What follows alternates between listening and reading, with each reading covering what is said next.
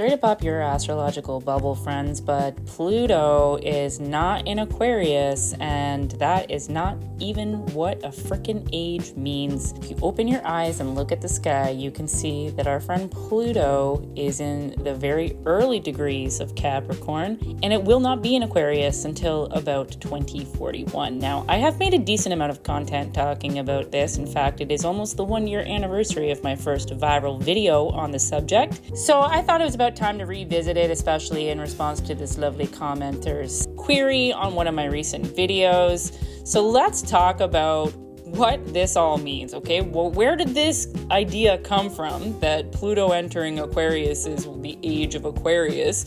And why the heck are we even saying that Pluto is in Aquarius when it's pretty obvious looking at the visible sky that it's in Capricorn?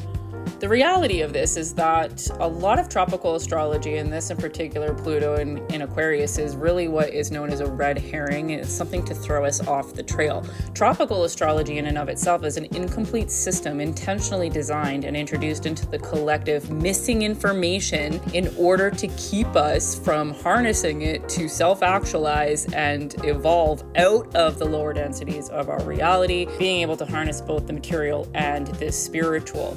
Sidereal astrology is the pure form. Sidereal literally means of the stars, and Vedic is closer, but true sidereal harnesses the authentic alchemical energetic combinations by looking at not only the authentic positions of the luminaries 23 degrees behind what tropical is saying due to the shifting ecliptic, but also the varying sizes of the constellations and the inclusion of our friend Ophiuchus, the 13th sign. So the idea of Pluto in Aquarius became a red herring by way of tropical astrology not having a real definition of what an age is. Technically, an age is defined as a change in the constellation that is literally rising on the eastern horizon at dawn on the vernal equinox. And as you know, if you know astrology, tropical astrology is the same every year. It's always Aries on the March equinox. It's a seasonal construct that only measures the movement from light to dark. The zodiac in that system is just imaginary lines in the sky. It has nothing to do with the stars. So technically, we are in the age of Pisces right now because the ecliptic moves backwards. And at the rate that it moves, 1 degree every 72 years, we're going to be in the age of Pisces for 400 more years.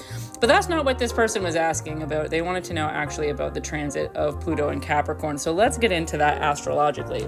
Looking at this recent chart from masteringthezodiac.com, recognizing the uneven zodiac and the inclusion of Ophiuchus, we can see Pluto here recently stationed direct in the very early degrees of Capricorn. Now, we can see each one of these little sections is a degree. So there's 25 more degrees to move through Capricorn. So Pluto moves incredibly slowly. It's a generational planet. And this is another reason why I was motivated to make that video last year, because Pluto moving into a new sign is not something that is instantly going to affect us. Like, this is the furthest luminary from us. It moves the slowest. The effects are the most subtle and systemic or generational. Like, they are felt for a long time. It takes Pluto 248 years to get all the way around the zodiac. It retrogrades once a year for like 5 to 6 months. And so it spends anywhere from 12 to 30 years in a sign, depending on the retrograde loops and the amount of degrees in that sign. So based on my calculations, it's going to be entering Aquarius, I think its first contact like 2040-ish, and being fully in the energy of Aquarius moving forward in 2042. So we're looking at like 16 to 17 more years before Pluto enters Aquarius. And this is honestly super necessary, as Pluto here digs deep into power structures, governments, corporations, hierarchies, the illusion of control, authority from above, top-down management, as well as the collective obsession with productivity and external success, the hustle, the grind, the patriarchy, all of that is Capricorn and the systems that we've been living in. So before we can have the new earth, like, the old one needs to crumble, okay? Like, there's just as much destructive energy in the universe as creation energy, and that's basically Pluto's role, is to bring an end to systems and ways of being. So we need to see this dismantling before we're able to then move into an Aquarian type of age.